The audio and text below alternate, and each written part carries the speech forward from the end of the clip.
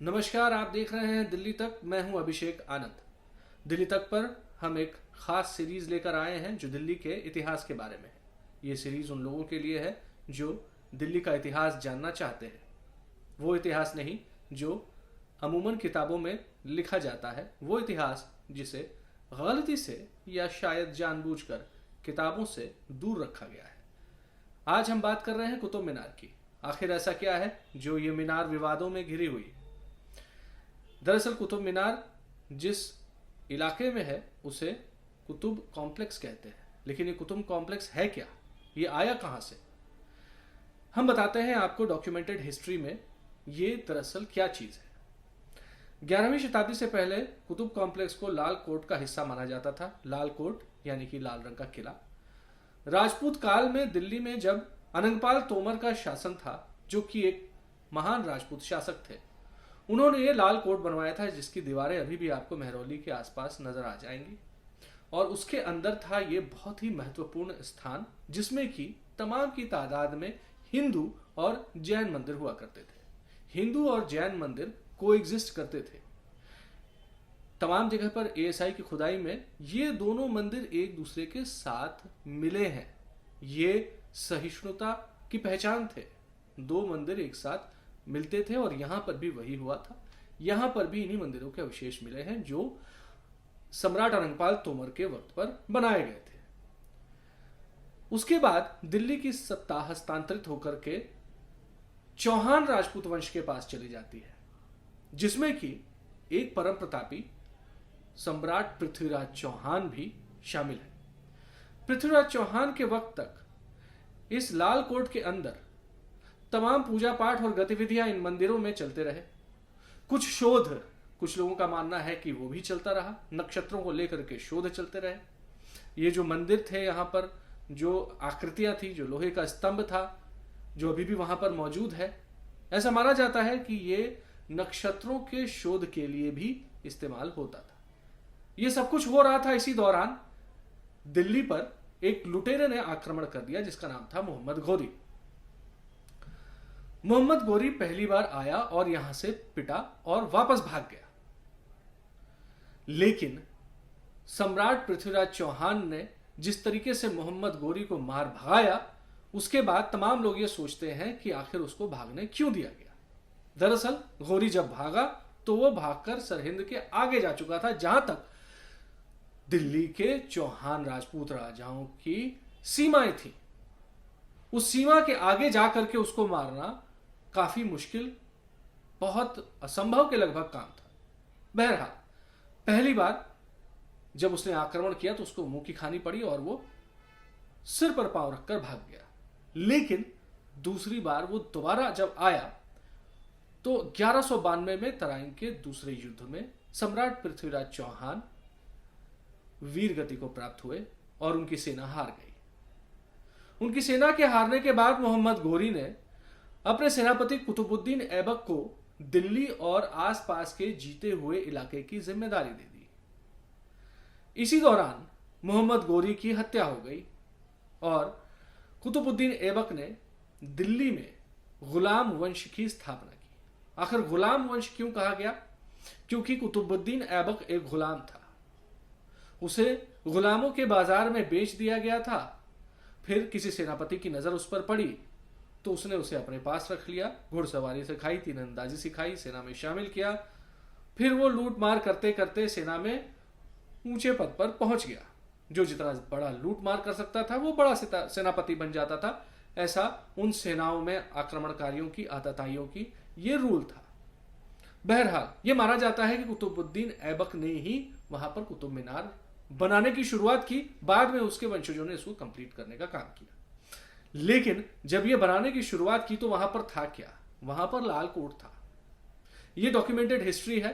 इसका एक जिक्र जॉन मरे नाम के हिंदुस्तान के सबसे बड़े आर्कियोलॉजिस्ट, जिनको माना जाता है, जिन्होंने तमाम जगह पर एक्सकवेशन किए हैं, तमाम जगह पर जमीन खोद करके इतिहास को खोज खोज करके बाहर निकाला है, उन्होंने 18वीं शताब्दी में करीब 1850 के आसपास लंदन में एक डॉक्यूमेंट पब्लिश किया।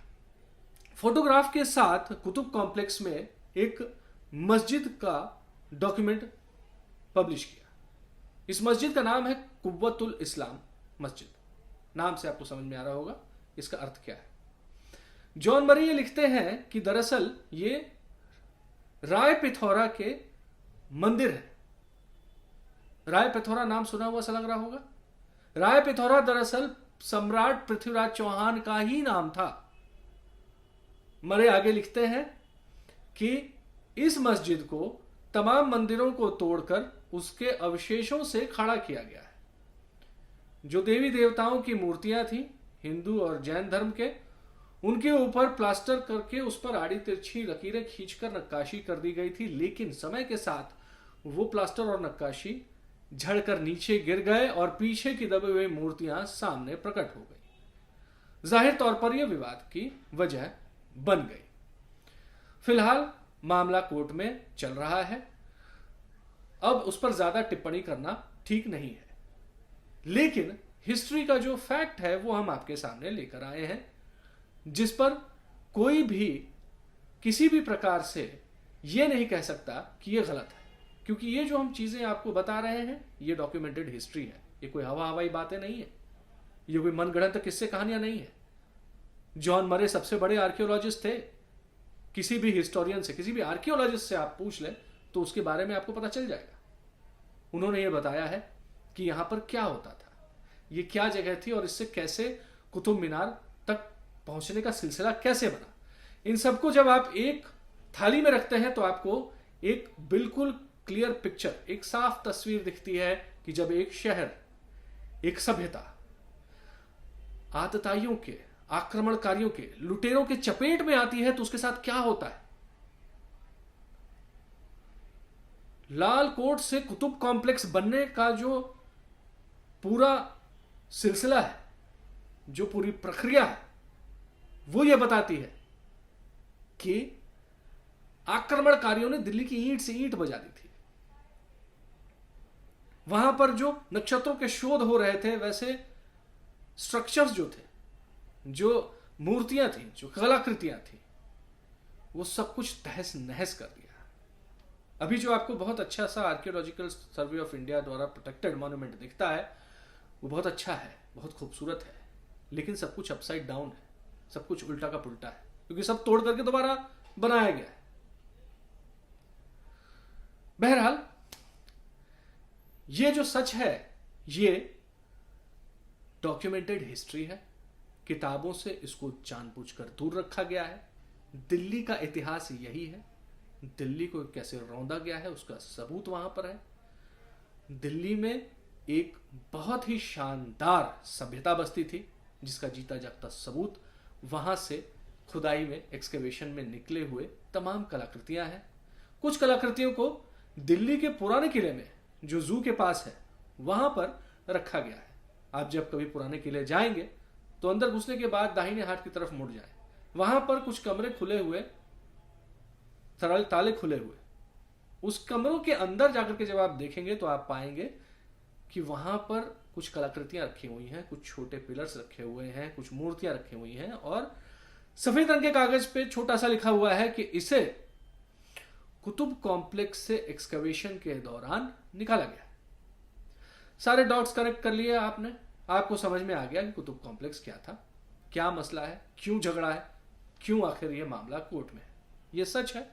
जो भी मामला कोर्ट में चल रहा है वो अपनी जगह पर है, बट ये सच है।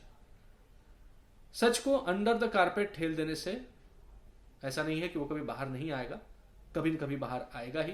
आते जाते, घूमते फिरते आप जब कुतुब मीनार को देखेंगे तो फिर आप मेरे इस एपिसोड को याद जरूर कीजिएगा, ये जरूर जानने की कोशिश कीजिएगा, ये जरूर ढूंढने की कोशिश कीजिएगा कि उस कॉम्प्लेक्स की असलियत क्या है, दिल्ली का इतिहास क्या है।